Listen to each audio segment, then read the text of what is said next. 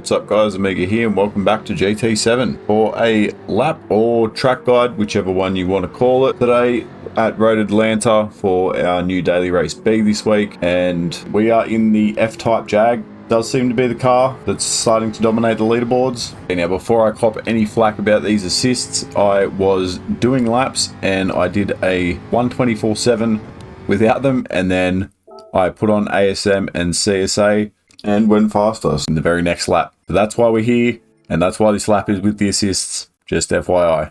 So anyway, let's jump into this. So starting off your lap, you start just here before the final chicane. So you just want to make sure you try to get a good run out of this corner up over the hill. So using third gear to exit, and you can swing a little bit left here and get a good run over the line. Shifting for the next gear in this car, when the meter starts to flash, stay over to the left-hand side for the first right-hander. Braking right at this point here, the edge of the grass, or if you want to use the orange thing on your left there. Down a couple of gears with a decent amount of braking to try and swing the car in. Back on the power, kind of trying to get the car over to the right-hand side before swinging back over to the left. And the reason that you swing right before you swing left is to give you a better angle for this tricky right-hander here. So you want to try to be as far over to the left here as possible. Shifting down to third and taking a nice chunk out of it.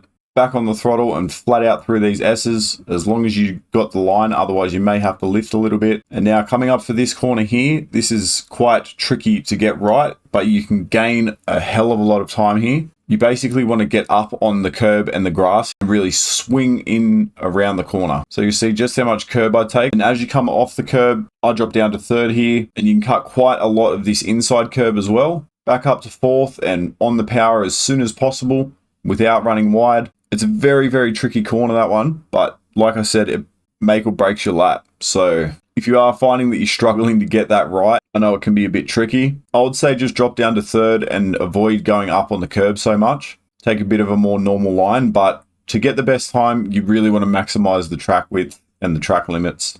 Take full advantage of every little bit of time you can gain, if that is your goal, of course. And also, if you're struggling in fourth out of this corner, you can just use third gear.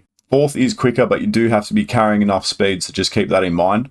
It's also very easy to pick up a penalty coming out of that corner. And so getting over to the left-hand side of the track for this next right-hander coming up. And you want to be braking just before this first line in the road. Going down to third gear, swinging the car in, and on the power about midway through the corner. Keep the car in third gear. And I haven't actually noticed that there's no braking marker for this corner until doing this video. Well, at least that's not obvious to me. So how I know when to brake is pretty much as I touch this curb or a little bit after. Shifting all the way back down to first gear to get the rotation of the car, and back up to second for the exit. I tried third here, but second definitely seems to be a lot quicker. So personally, I would be sticking with that. Unless you're struggling with wheel spin or something like that, but even still, this car feels quite stable, so it's not too bad. And finally, coming up to the last chicane. This is also another quite critical part of the lap. Very easy to get it wrong. I've messed up many good laps here. So what we're looking for on the right here is the second board. It is the 200 meter board.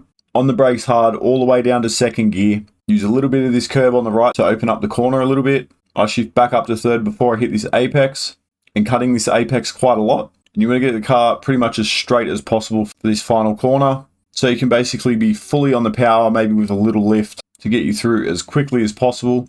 Try and stick to the right-hand side here, just this bit before the pit. It does save you quite a bit of time, surprisingly, and try to stick towards the right. So if you're coming in for the start of a hot lap, you can take a bit of a wider line, but if you're actually on your faster lap, it's quicker to stick to the right-hand side here.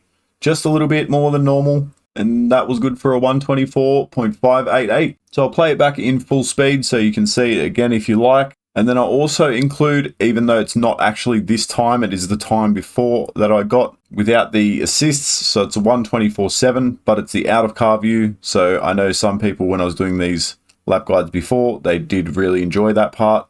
It will just allow you to see where the car's positioned and stuff like that, maybe a little bit more easily than the view that I use. So before I let that play, if you did get any value out of today's video, let me know by dropping a like on it and subscribe to the channel. Thank you so much for watching, and I'll leave you with the rest of the video. Cheers.